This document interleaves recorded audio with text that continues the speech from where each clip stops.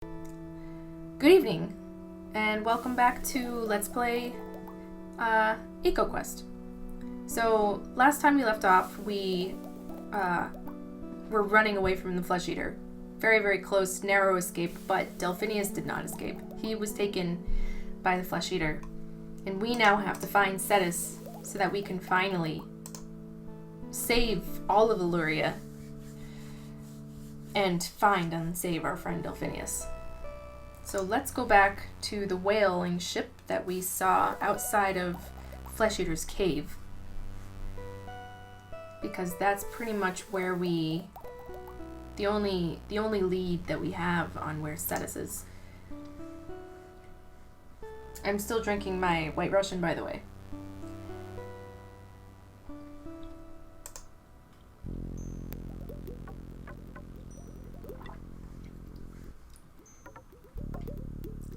Still glowing green in here.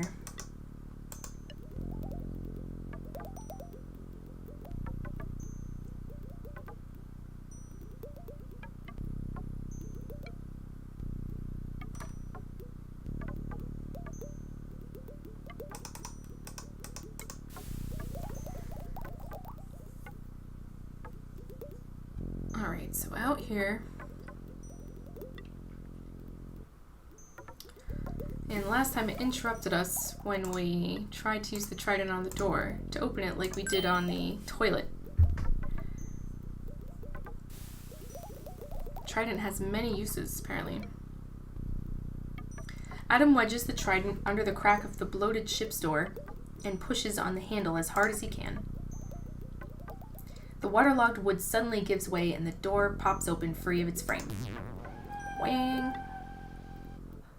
The cable that had been jammed under the door suddenly jerks tight as though pulled by a mighty weight.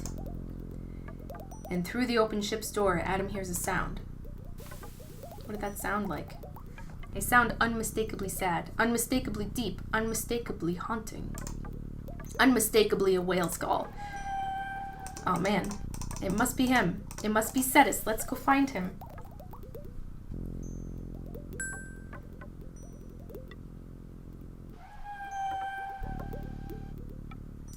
Here's the back end of the whaler's ship. The whale call is louder here. It's echoing from somewhere above the ship. From the looks of the equipment on board, this vessel was once a whaling ship. Whatever sunk the ship must have put up a whale of a fight for the ship to have become so wedged in the coral cave. Well, let's follow this wire, shall we? The strong steel cable exits the ship's cabin and leads up towards the ocean surface. The cable is taut as though something large were caught on the other end. Well, it must be a whale, man. Adam holds his breath with anticipation and swims up to investigate.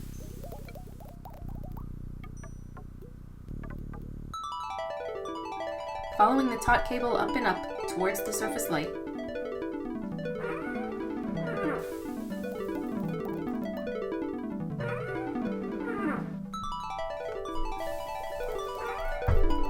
up and up, not looking where he's going.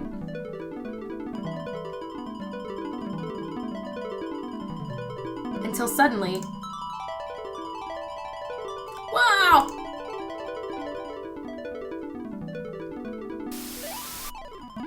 We did it.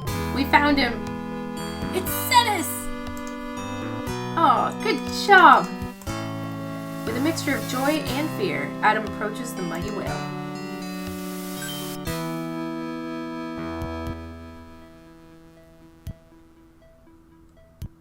Your Majesty, you're hurt. No wonder you've been missing. You're trapped here by that harpoon. Yes, child, and you are the one foretold. I fear you may be too late. But what happened? How did you get harpooned? It was Flesh Eater. I heard him cry out and went to help. He tricked me into the whaler's path. Can't you get free? You can't just die. Illyria needs you. The harpoon holds me fast. I cannot get it out of my mouth. I am so weak, I have not long. Cetus sinks into unconsciousness and his great eye shuts. The harpoon wound has become infected and he is near starvation from being trapped in this one spot. Cetus is getting weaker by the moment. Well, we have to work fast. Okay, what do? We have to do something about this. The harpoon is lodged in Cetus's jaw. From the side, only the shaft of the harpoon is visible. The barbed head of the harpoon is inside Cetus's mouth. Well, let's, cut that out. Cutting the harpoon at this end would only be useless since the barbed head would still be inside Cetus's mouth. Can we get inside his mouth? The back of the whale's mouth is closed here. Adam will have to get further away from the whale if he wants to get in Cetus's mouth. Okay.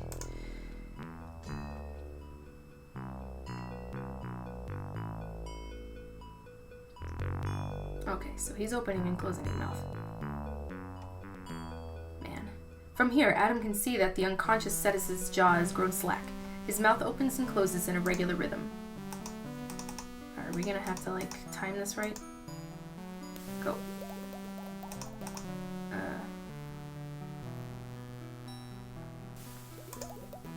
Adam decides to make a dash for Cetus's moving mouth. Are we gonna miss it? We're gonna miss it. Oh god. Oh no, we didn't miss it. Oh yeah, we did. Bang. Oops. Man, you swam really fast to be knocked back that far. Adam will have to time his approach to the mouth more carefully if he has to get inside. Okay. This is not the only timing puzzle in this game. There's another one. And it's even harder. Okay, we did it. So here we are. The harpoon has pushed through the whale's flesh. Its barbed head juts out several inches to the whale's mouth. 4 fans eat your heart out. Let's cut it.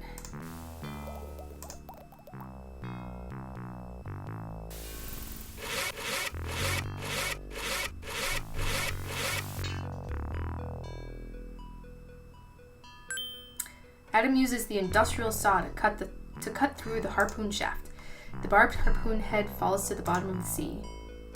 Now let's get it out. Adam can't pull the harpoon. Yeah, okay. Get it out from the outside.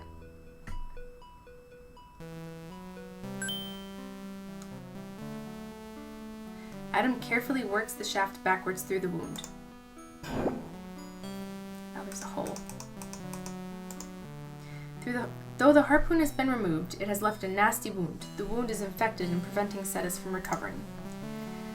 Well, we do have a miracle cure that Demeter gave us. So let's use it. Adam uses Demeter's precious store of medicine on the wound. She'll be happy to know that it was used for this purpose.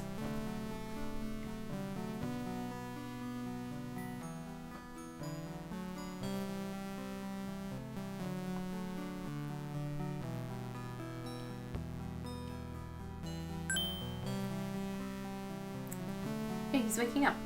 Cetus, you're awake. Are you feeling okay? Are you gonna make it? Be calm, child. I am much better. I feel the wound already healing. You have saved me. Now that you're better, we have to save Delphineus. Flesh Eater took him and he's in terrible danger. Oh, he's pissed. Flesh Eater, it's time to end the killing. I will call him forth. You must go rescue the dolphin. You got it, bud.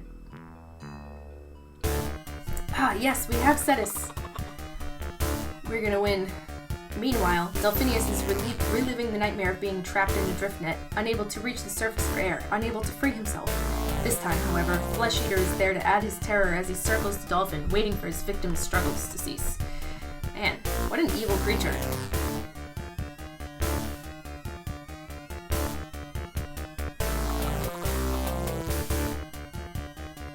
Man, that is nightmare stuff.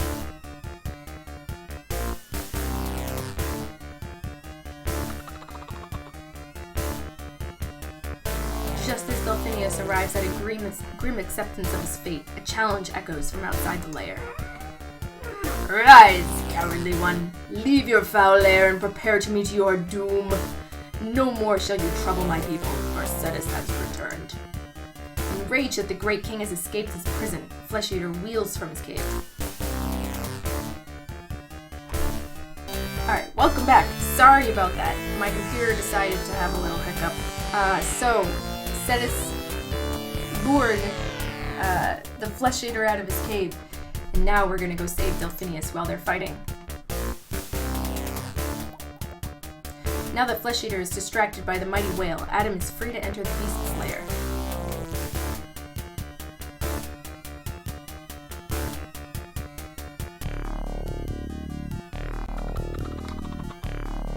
Alright, we gotta save him as fast as possible. I'm not even gonna look around, I'm just gonna save him.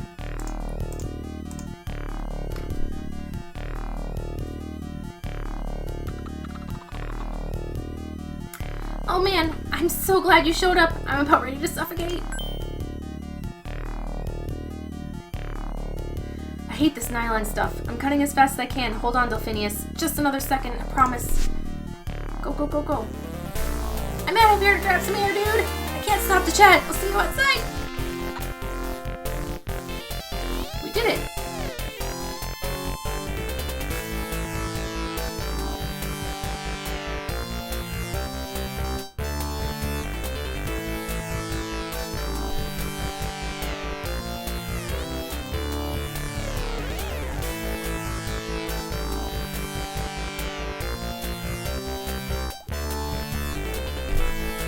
Alright, so they're fighting. What can we do? Can we help? Cetus is losing ground in the battle. Flesh Eater shrewdly concentrates his attack on the whale's harpoon wound, and Cetus, in return, seems unable to land a solid blow against the quick-moving opponent. Despite his bravery, Cetus clearly could use some help. Alright, well let's see if we can help. Adam is swimming in front of a huge, strange cavern. In the distance is an undersea mountain and rises to a peak. A black cave mouth scars the mountain. A nearby sunken boat jumps from the coral cave. Okay, so that was just the general description. Flesh Eater is crazed and vicious. Enraged that Cetus has escaped his trap, he's exploiting Cetus' weakness by attacking the fresh harpoon wound. There seems to be a pattern in this attack. There does. And we have a weapon. We have our lovely gift. Adam's carrying one of Olympia's lionfish spines. The spines contain a powerful poison that will kill smaller fish, but probably only stun large sea creatures. Well, let's stun him then, shall we? We have to time this correctly. As I mentioned earlier, this is the second timing puzzle, and I never really figured it out exactly when you're supposed to time it, but it's more like trial and error. Adam arms himself with a tiny lionfish spine, and with all the courage he can muster, he heads towards the black monster. Yeah, okay, so this is incorrect. But before he can wield his weapon, he's spotted by the manta and flicked disdainfully away. So, we need to set it up. He'll have to be more careful in his approach if he's to get close enough to use his spine. We have to wait by this mountain, but I can never figure out. Nope, that's it. I don't think that's it. Nope, that's not it. Okay, so let's try while he's at the peak.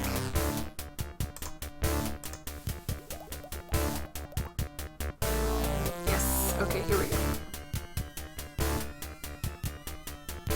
While the mantis is distracted by Cetus, Adam manages to get close to one huge black wing and pierces the tough hide with that lionfish spine.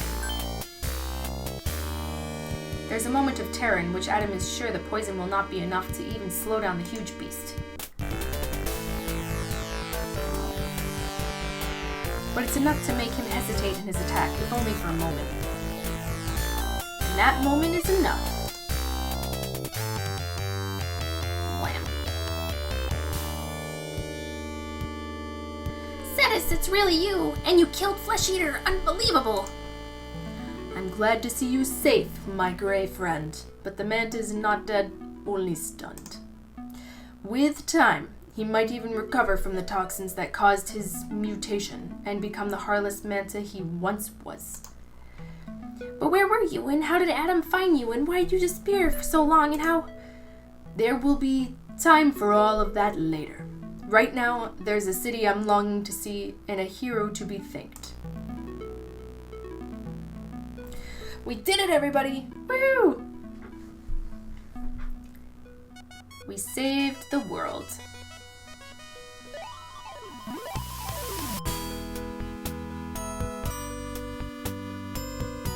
In a true champion's welcome, Adam rides on the back of King Cetus in a slow procession to the city. Cetus bellows an announcement of their triumphant return. Come forth, children, greet thy king and the boy called Adam. Adam slips off the back of the mighty whale and swims to join the happy Illurians.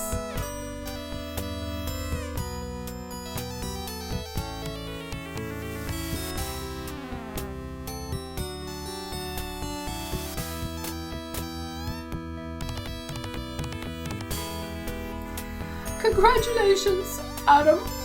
I'm so moved. See if I remember everybody's voice. Bravo! I knew a strapping lad like you could do it. Like, unbelievably radical, Adam. Major way to go. You have proven yourself to be one with the Greens, Adam. Good show, old boy. Quite spectacular indeed. You're a real hero now, Adam. Oh, yep. It is well that you did the job, Adam, since I did not have the time. You did almost as well as I would have, mon ami. You were very, very brave, Adam. Child of man, to you we owe our lives, our thanks we now bestow. Adam, you have rescued me from certain death. You have helped put an end to Flesh Eater's reign of terror. You have saved Luria from ruin. You have made us believe that mankind is perhaps not the enemy we feared it to be, that man can even be a friend. Oh, such warm feelings. Thank you, great Cetus. I have learned much from all of you too. Ooh. Take this conch. If you ever need a friend in the sea, blow the conch and help will come.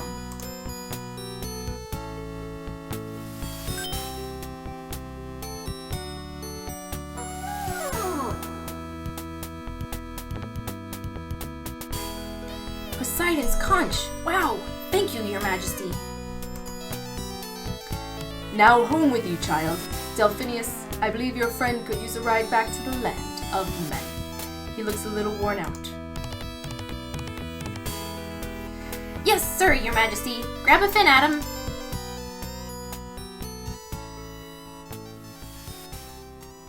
Oh, we saved everybody.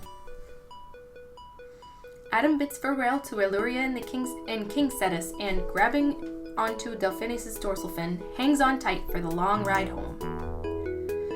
Delphineus? Yeah, Adam? Will I ever see you again? What, are you kidding? You and your dad, Diver Dan's? I'll see 100 dolphins in your lifetime. You'll see $100 dolphins in your lifetime, Adam. One of these days, one of those dolphins will be me. I love you, Delphinius. Aw, get out of here, you nut! I love you too. Oh. Hey! There's Cetus in the stars.